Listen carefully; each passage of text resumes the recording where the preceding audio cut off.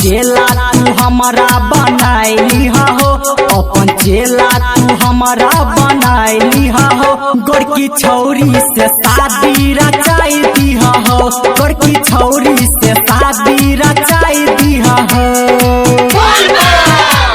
Presented by Lovely Films Entertainment. DJ Sweet Satish recording by RR Music.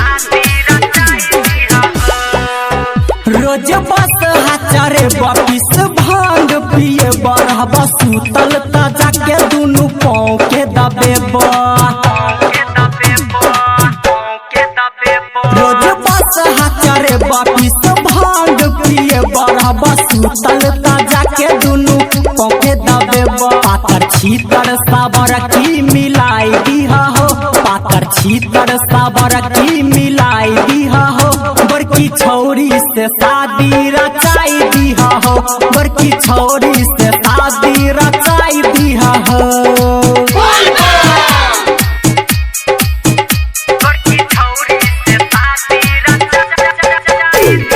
DJ Sweet Satish Raima.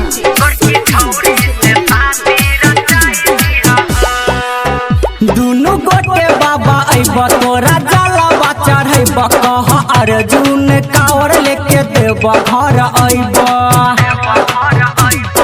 हो बाबा दुनु गोटे बाबा अइब तोरा जलवा चढ़ैब, कह अर्जुन कावर लेके देब घर अइब। राइटर अभिषेक के लभर से मिलाई दहो, प्यारे लाल जितेंद्र के मिलाई दहो।